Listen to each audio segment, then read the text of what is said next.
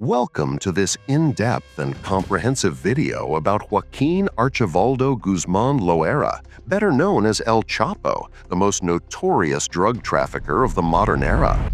Born in the poverty-stricken mountains of Sinaloa, Guzmán rose to become the emperor of the Sinaloa Cartel, an empire that dominated global drug trafficking for decades.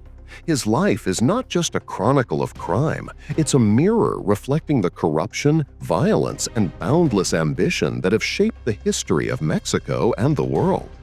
In this extended narration, we'll explore every stage of his life, from his humble birth in 1957 to his perpetual isolation in a U.S. supermax prison in 2025. We'll cover precise, verified data on the money he amassed, estimated in the billions, the deaths he caused, over 3,000 directly ordered by him, the prisons that held him and from which he escaped, and the brutal wars he fought against rivals and authorities. We'll use trial testimonies, personal anecdotes, and expert analysis to paint a complete picture. El Chapo wasn't just a criminal, he was an innovator in the narco world, pioneering tunnels, submarines, and corruption networks that reached presidents and police. According to Forbes, his personal fortune hit $1 billion in 2009, landing him on the list of the world's richest people. But that empire was built on a sea of blood. His cartel is responsible for at least 100,000 deaths in Mexico's war on drugs since 2006. Buckle up for a deep dive into a saga of betrayals, legendary escapes, and spectacular downfalls. Let's start at the beginning. Childhood and early years. Joaquín Guzmán Loera was born on April 4, 1957, in La Tuna, a remote and impoverished village in the municipality of Badiraguato, Sinaloa, Mexico. While some Mexican records cite December 25, 1954 as an alternate date, most DEA and Interpol reports confirm 1957. He was the eldest of 7 siblings, 4 boys and 3 girls, in a peasant family struggling to survive in the Golden Triangle, a mountainous region notorious for its illegal opium and marijuana crops. His father, Emilio Guzmán Bustillos, was a gomero, opium poppy grower, alcoholic, and abusive, frequently beating his children. Emilio sold opium gum to local traffickers to support the family, but much of the money was squandered on vices. Guzmán's mother, Maria Consuelo Loera Perez, a devout and resilient woman, managed the household in primitive conditions. No electricity, no running water, and dirt roads isolating La Tuna from the outside world. Guzmán revered her. In later interviews, he called her "my saintly mother" and built her a mansion in adulthood. The childhood of young Joaquín, already nicknamed El Chapo for his short stature of 5'6", worked in the fields. At 9, he sold oranges, candies, and gum at local markets to contribute to the family's income, earning mere pennies a day. Education was an unattainable luxury. He attended elementary school only until 3rd grade, dropping out because there was no money for shoes or notebooks, as he recounted in a rare 2015 Rolling Stone interview. Instead of books, he learned the drug trade from his father. By 12, he was helping plant marijuana, harvesting leaves, and packaging for local shipments. Extreme poverty shaped his ambition. Guzmán recalled during his 2019 trial how as a child he dreamed of wealth to escape hunger. In the 1970s, at 15, he partially struck out on his own, moving to Culiacán, Sinaloa's capital, where he worked as a driver and courier for Pedro Aviles Perez, the Lion of the Sierra, one of Mexico's first drug lords. Aviles, a pioneer in using planes to smuggle marijuana to the U.S., saw potential in young Guzmán for his cunning and discretion. Guzmán earned $100 per trip initially, but soon rose to coordinating shipments. On September 15, 1978, Aviles was killed in a shootout with federal judicial police in Culiacán, leaving a power vacuum. Guzmán, at 21, joined the Guadalajara Cartel, led by Miguel Ángel Félix Gallardo, the Godfather, and Ernesto Fonseca Carrillo da Neto. Here, Guzmán honed his logistics role. He organized routes from Colombia, where cocaine from the Medellin cartel arrived in Mexico. In the 1980s, the cartel moved tons of cocaine monthly, generating $500 million annually. Guzman's cuck, $1 million a year, invested in his first ranches. A pivotal event was the murder of DEA agent Enrique Kiki Camarena on February 7, 1985 in Guadalajara, ordered by Gallardo after a major seizure. Guzman wasn't directly involved, but the scandal intensified U.S. pressure on Mexico. Gallardo was arrested on April 8, 1989, and the cartel splintered. Guzman, at 32, allied with Ismael El Mayo and Hector El Güero Palma to found the Sinaloa Federation, precursor to the Sinaloa Cartel. His wealth already exceeded $10 million, with properties in Sinaloa and Durango. Rise to power and early wars. The 1990s marked El Chapo's meteoric rise. The Sinaloa Cartel innovated with cross-border tunnels, the first discovered in 1990 in Douglas, Arizona, stretching 300 feet with ventilation and rails. Guzman personally oversaw these projects, each costing $1 to $2 million, but yielding $50 million per shipment. The cartel trafficked cocaine, heroin, marijuana, and later methamphetamine.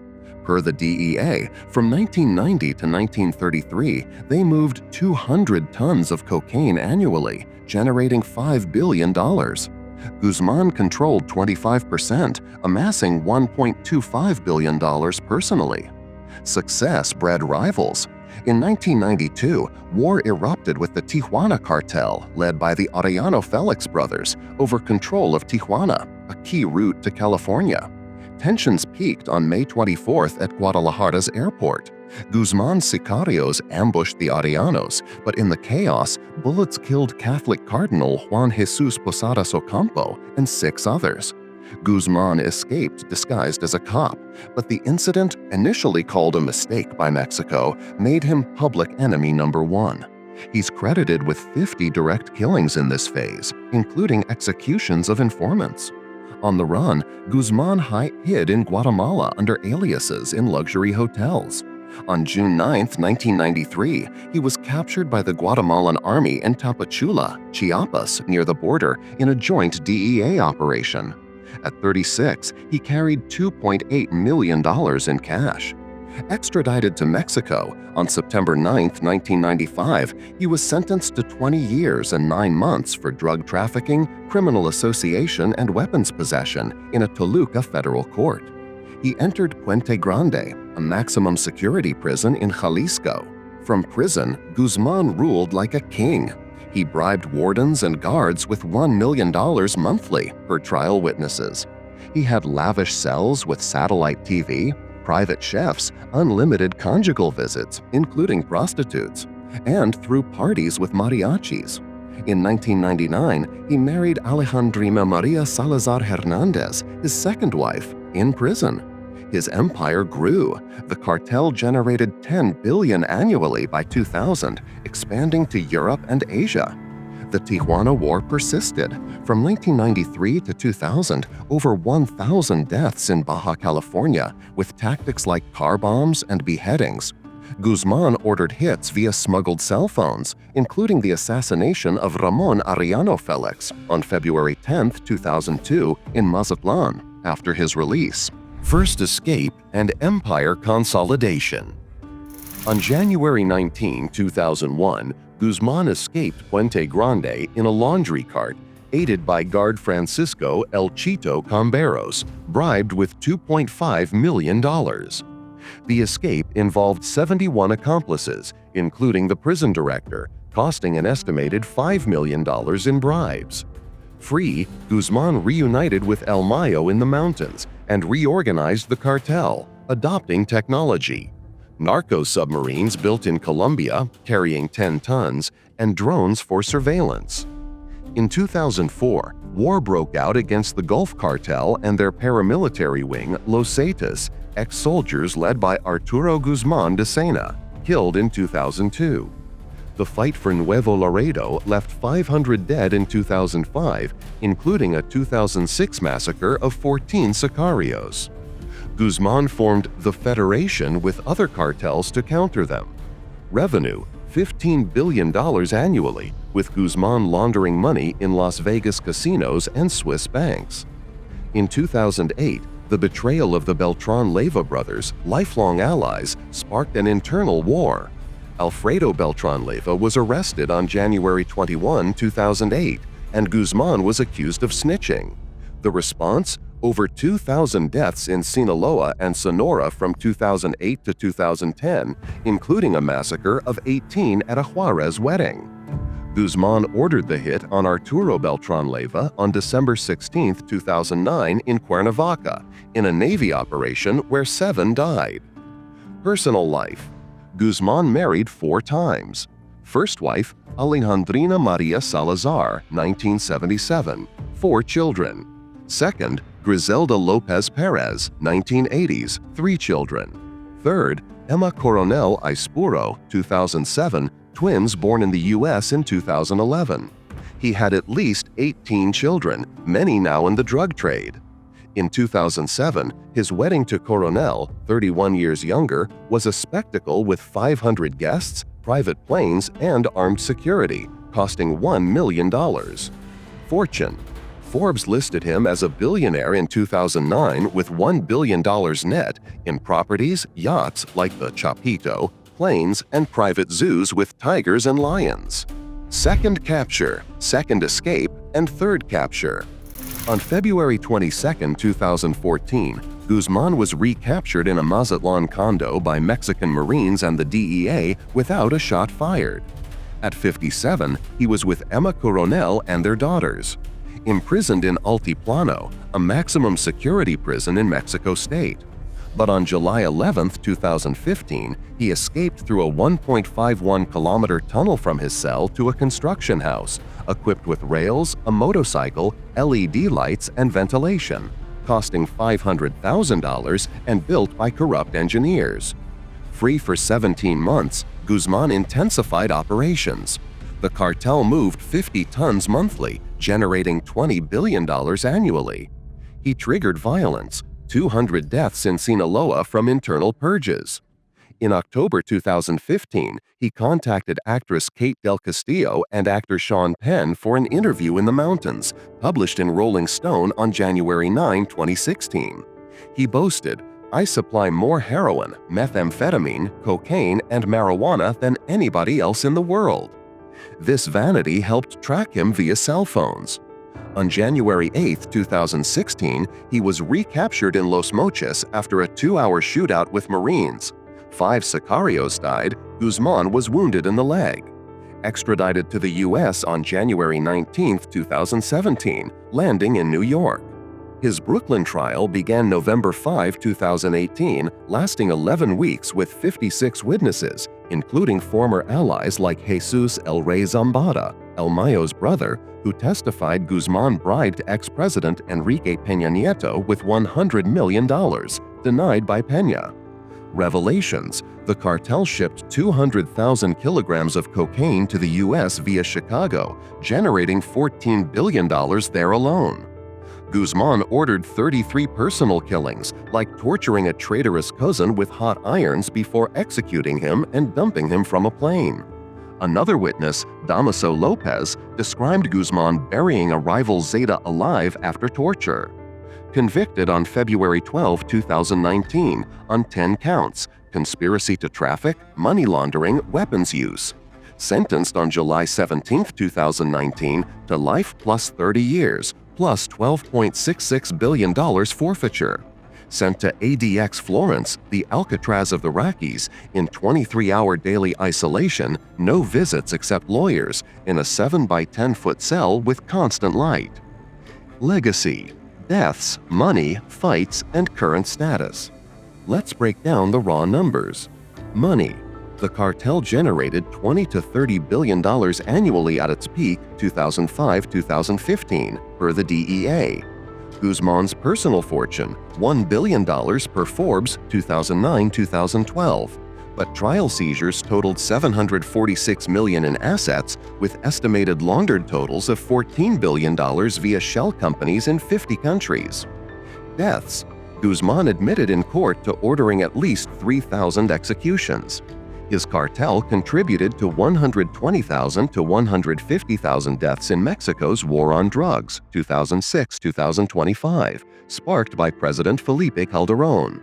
Examples: the San Fernando Massacre, August 2010, 72 migrants killed by Zetas in retaliation.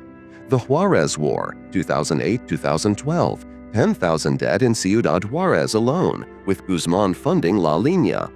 Prisons: Puente Grande, 1995-2001, Altiplano, 2014-2015, Metropolitan Correctional Center, 2017-2019, ADX Florence, 2019-present. Escapes: 2 legendary ones, costing millions in corruption. Key fights: versus Tijuana, 1992-2002, 2,500 dead with shootouts on beaches and airports. Versus Beltran Leyva, 2008-2010, 3,000, including Culiacan bombs. Versus Zetas, 2004-2012, 15,000 with mass beheadings. Versus Juarez, 2008-2012, 8,000 for northern plazas. These wars involved fleeting alliances and constant betrayals. In 2025, at 68, Guzmán remains in ADX, losing appeals, the last in August 2021 over inhumane conditions. His health, 2023 reports cite hypertension and psychiatric issues from isolation. The cartel persists. El Mayo Zambada was arrested on July 25, 2024 in El Paso, Texas, betrayed by a Guzmán son. The Chapitos, Ivan, Alfredo, Ovidio, and Joaquín lead factions, causing the 2019 Culiacanazo, 13 dead in Ovidio's rescue, and 35,000 homicides in Mexico. Legacy: he supplied 25 to 30% of U.S. drugs, fueling the opioid crisis, 100,000 annual U.S. deaths. In Mexico, he corrupted institutions, bribes to 1,000 officials. Culturally, he inspired series like Narcos Mexico, Corridos, and Myths. Yet his fall shows futility. The narco trade continues, now with fentanyl dominating. El Chapo's epic is a modern tragedy, from poverty to absolute power, only to end in a living tomb. His ambition destroyed lives, families, and nations. In September 2025, he's alive, but his empire fractures. The lesson? Crime doesn't pay forever. Reflect. Was he a villain or a product of a broken system? If this extended video impacted you, give it a like, subscribe, and share your thoughts in the comments. Thanks for joining me on this deep dive.